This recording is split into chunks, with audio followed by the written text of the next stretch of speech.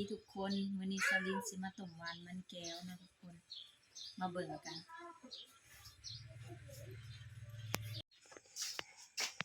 มันหวานแก้ มัน ว แก้วหัวใหญ่ๆทุกคน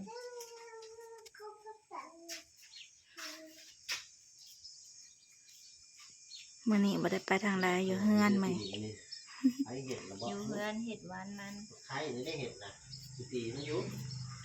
ดึงเอาให้ทั้งลูก มันแต่คนมันน่ะเนาะ อืม มื้อนี้มาเฮ็ดหวาน มันหัวใหญ่ก็เลยว่าเฮ็ดหวานหัวใหญ่ๆงามๆบ่ได้เป็นเอ็นนะ ไข่อาบตัวอยู่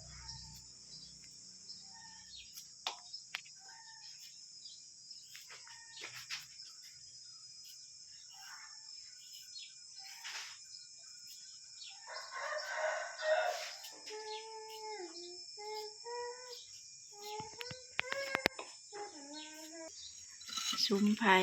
ใบ ใส่ทานไว้อย่ามันงอด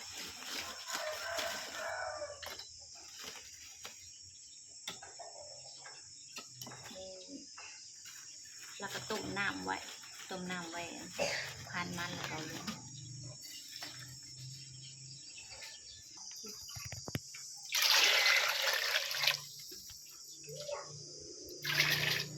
ต้มน้ำไว้ ต้มน้ำไว้ทุกคน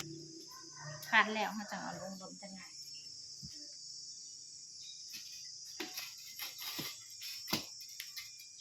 นี่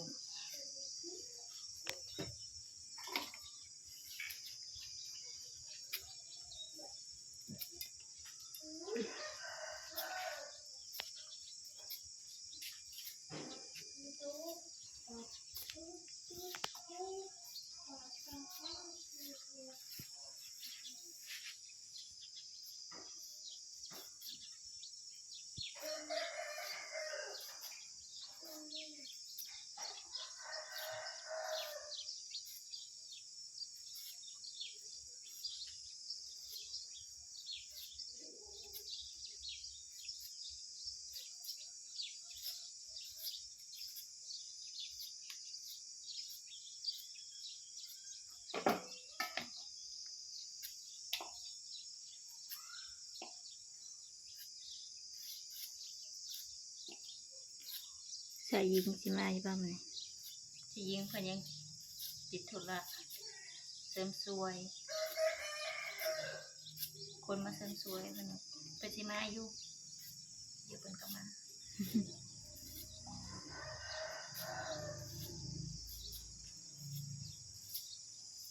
แค่แต่มันโมเมงเลยนั่นนะหลอกมันนะมือเหลือนะ ยางมันเนาะติดมือ ดำดำ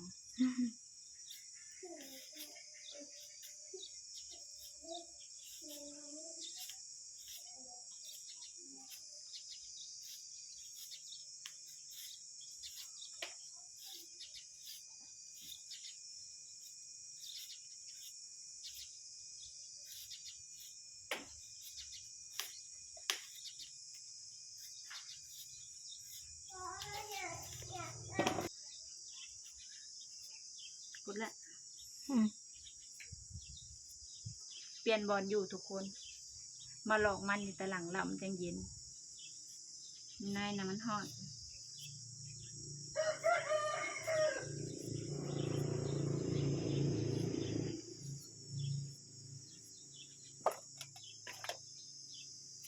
มื้อนี้เมนูต้มหวานมันแก้ว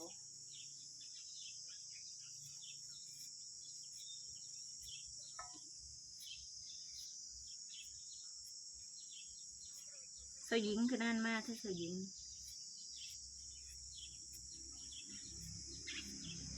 วันนี้บ่ได้ไปหลอกป่าทุกคนเมื่อยย่างลายแล้วก็เมื่อยย่างสะอื่นแล้วอ่ะเรามาแล้วเราปวดขา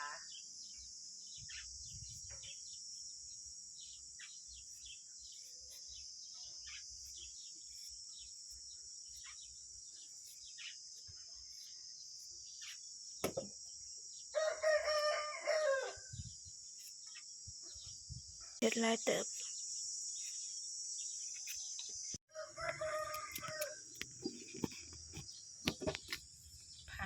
เอาไปละ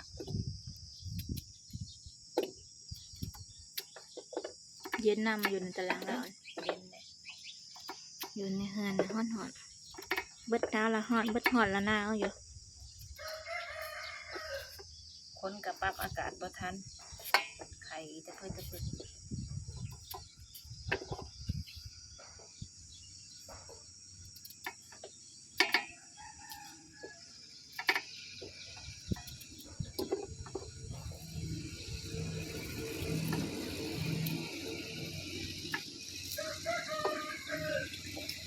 ไล่เสร็จทุกทีแล้วทาน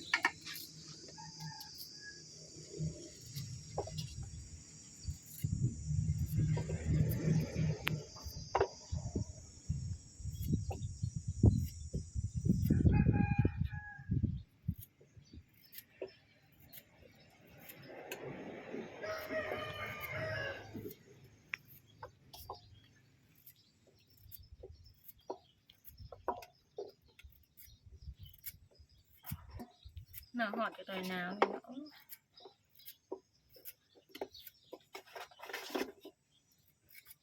ดำมันละมัน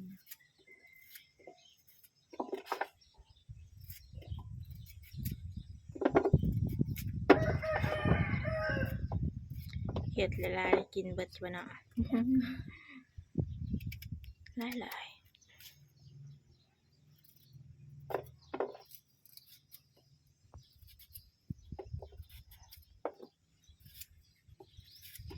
เอาเบิ้ลแล้วก็เอาเข้าตู้ไว้เห็ดหวานเย็น ๆดีเป็นวันเย็น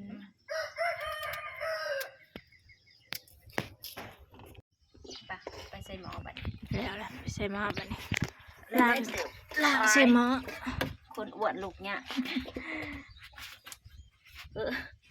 ไปทุกคนกงเกาะไป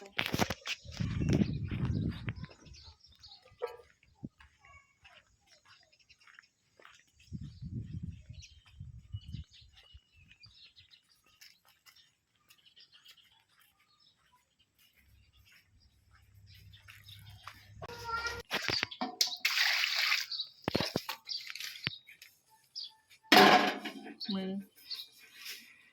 ยางมันเกี่ยว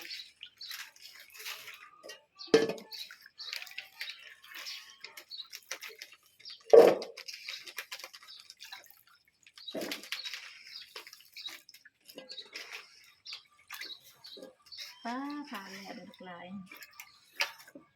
มันจะคงว่ามันหาหกโมง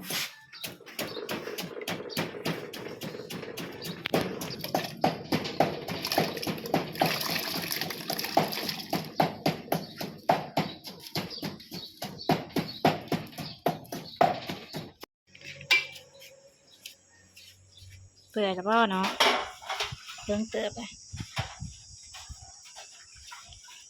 บ่ได้เข้ามาเบิ่งจักเทื่อสุรินทร์นะใส่หม้อตะ ให้ฉันหมดละยังบ่เปื่อย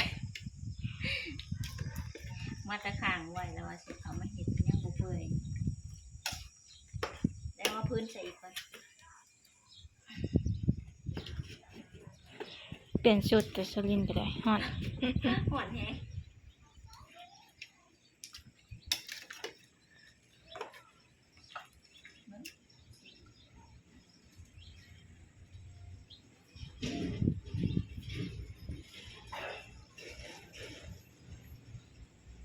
เปื่อยอ่ะ เปื่อยแล้วบ่เฮ็ดเป็นบ่ใช่ แส่สังคูอ่ะสังคู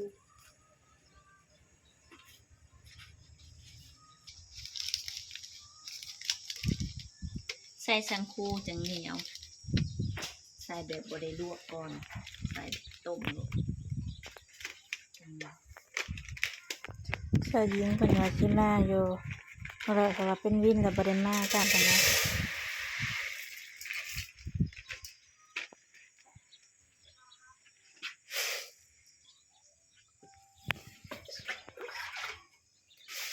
เพิ่มนะขลุ่นด้วยเพิ่มนี่เริ่มผุแล้วถึกน้ำแล้วก็ผุแล้วได้ พ ถูกไว้เนาะ เก็บพื้นก่อนนะ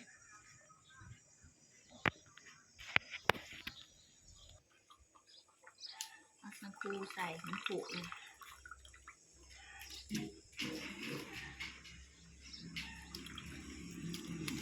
ใส่หลายกดก็จะมีแต่ควันไฟวะ ตั้งพื้น นั่งพื้นทุกคนเลย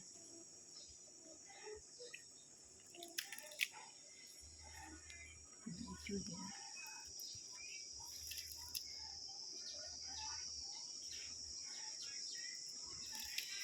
แช่น้ำก่อนเขาจังบ่ได้ขลุ่นเทิงขนาดบ่แช่น้ำนะขลุ่นเทิง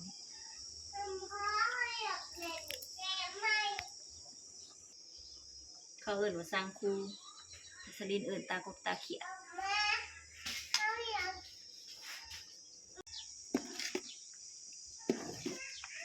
จะแสบอยู่บ่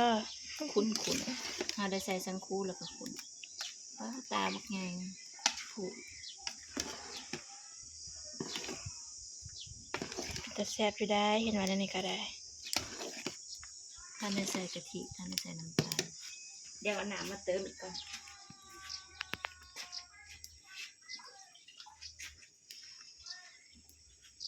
กูได้มักขุนก็ใส่น้ำน้อยนะทุกคนกูได้มักน้ำใส่ชิ้นละลายเพื่อสังคูคือใส่ชิ้นละลายเลยลูกนี่จะเต็มหม้อ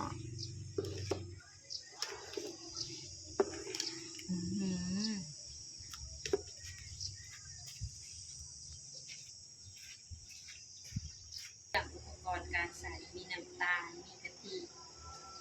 กะทิกับกล้องน้อยแท้ กล่องน้อย หวานนะเต็มหม้อกะทิในกล่องน้อยๆ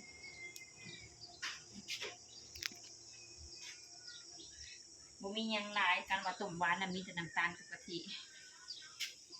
ยุบเกลือใส่แล้ว ยัง ตัดหวานจักหน่อยยุบเกลือใส่ สูตรเจ้าเอิญเห็ดหวานต้องหยิบเกียร์ใส่จักหน่อยน้ำตาลเหลืองหวาน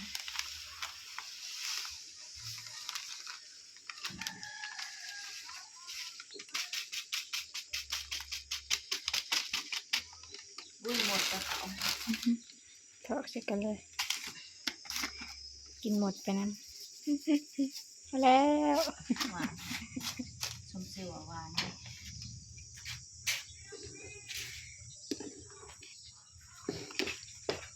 เพื่อสนั่นชะนีจนเต็มหม้อ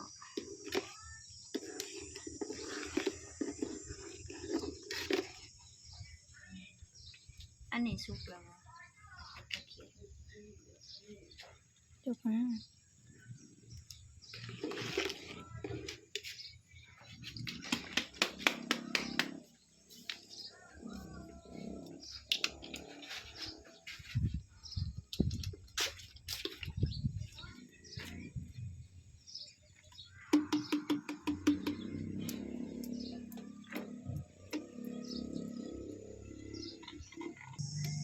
สีสันเป็นจะแซ่บแล้วทุกคน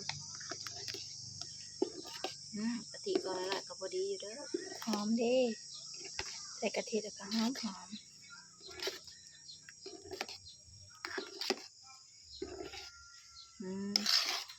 คุณอ้วยจ้วยเลยชุกแล้วนะอันนี้สีซิมได้ยังจะบดาดปากเขา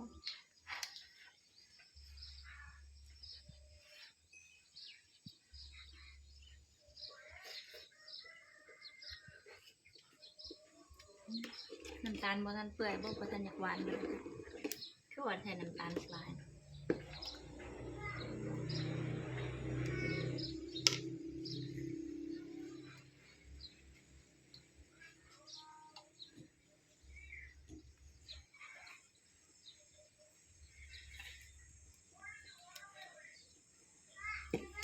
ชิมรู้สึก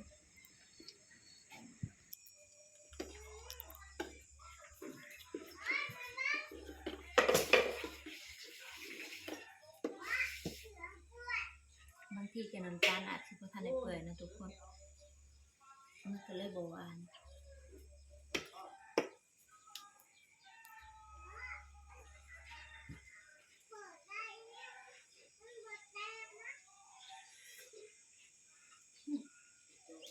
านละบันแซ่บไปเลย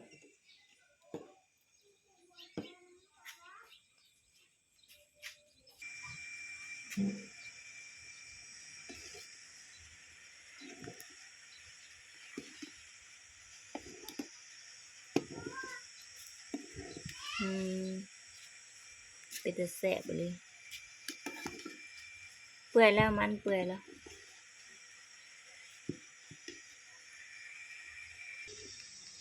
ได้เวลาปรุง ปรุงปลาไว้ให้มันเย็นไปสั่นบ่ได้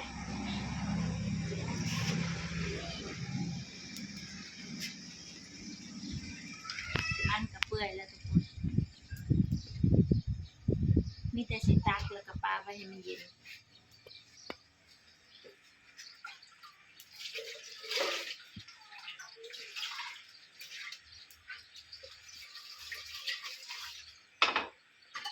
เสียดายชาวลินบัดได้มาเนาะเอ้ยชาวหญิง มีแต่เอิ้นผิด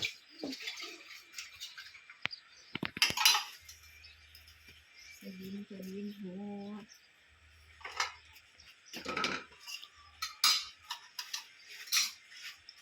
ตักปลาไว้ให้มันเย็นใส่กินเลยอะ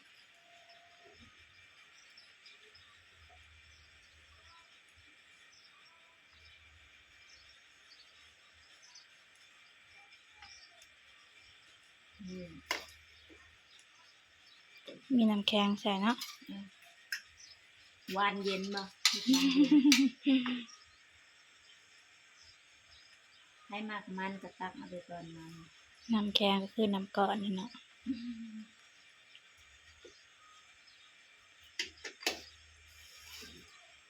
ใช่ เก็ แล้ บ ว หวานถาอ้ายมาน้องคามเพิ่นสิมากินเพิ่นบอกเพิ่นว่าสิมากินหวาน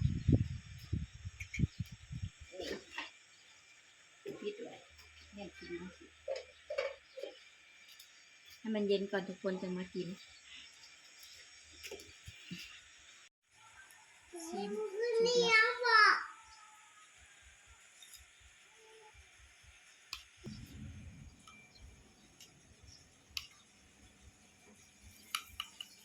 หวานน้ำตาลกำลังเปื่อย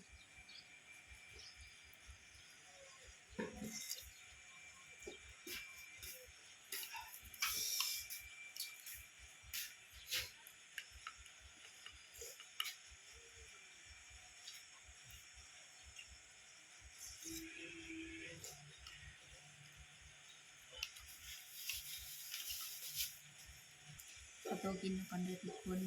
คลิปนี้ขอตัวเพียงเท่านี้คลิปหน้าพบกันใหม่บ๊ายบาย